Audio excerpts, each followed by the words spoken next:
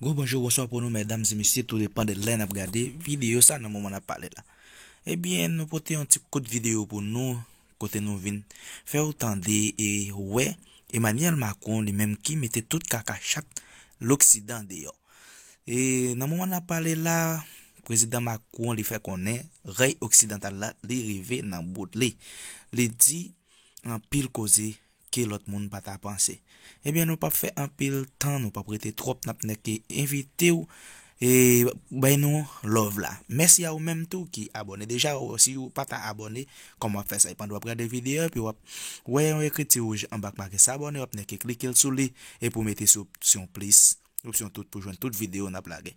Eh bien, sans nous pas perdre du temps, mesdames et messieurs, en attendant tout ça, président Emmanuel Macron, lui-même le dit, mesdames et messieurs.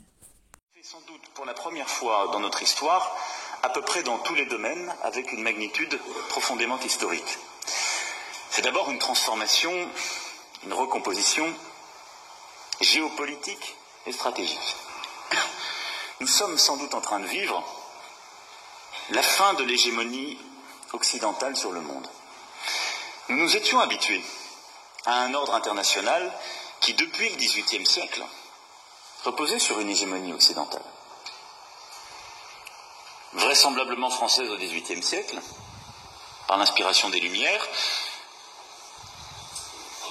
sans doute britannique au XIXe grâce à la révolution industrielle, et raisonnablement américain au XXe, grâce aux deux grands conflits et à la domination économique et politique de cette puissance. Les choses changent. Et elles sont profondément bousculées par les erreurs des Occidentaux, dans certaines crises, par les choix aussi américains depuis plusieurs années, et qui n'ont pas commencé avec cette administration, et qui conduisent à revisiter certaines implications dans des conflits au Proche et Moyen-Orient et ailleurs, et à repenser une stratégie profonde, diplomatique et militaire, et parfois des éléments de solidarité dont nous pensions qu'ils étaient des intangibles pour l'éternité, même si nous avions constitué ensemble dans des moments géopolitiques qui pourtant aujourd'hui ont changé. Et puis, c'est aussi l'émergence de nouvelles puissances dont nous avons sans doute longtemps sous-estimé l'impact. La Chine au premier rang, mais également la stratégie russe, menée, il faut bien le dire, depuis quelques années avec plus de succès. J'y reviendrai.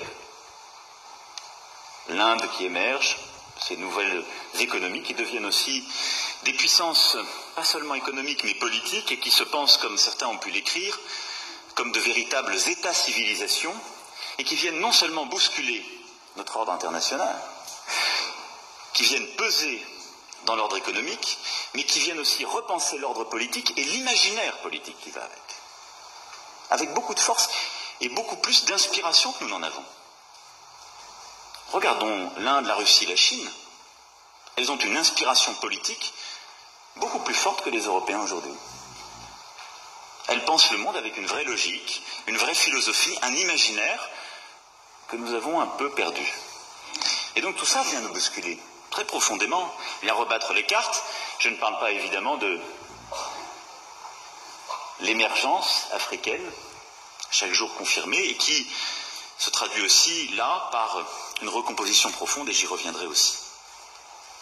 Le risque dans cette grande bascule qui se double également d'une bascule géopolitique et militaire. Nous sommes dans un monde où les conflits se multiplient et où je vois deux principaux risques. Le premier, c'est que ces conflits font de plus en plus de victimes civiles et changent de nature. Regardez les théâtres d'opération partout dans le monde. Et la deuxième chose, c'est que l'ensauvagement est reparti. Et là aussi, l'ordre sur lequel reposaient parfois nos certitudes et notre organisation est en train de disparaître. On abandonne les traités de contrôle des armements, qui venaient là aussi de la fin de la guerre froide, chaque jour dans l'innocence et le silence. Tout ça doit nous poser des questions profondes.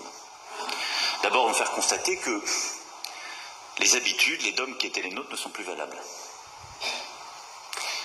Et ensuite, ça doit nous conduire à interroger notre propre stratégie.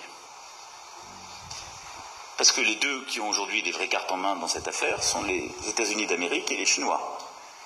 Et ensuite, nous avons un choix par rapport à ce grand changement, ce grand basculement. Décider d'être des alliés minoritaires de l'un ou l'autre, ou un peu de l'un, un peu de l'autre, ou décider d'avoir notre part du jeu et de peser.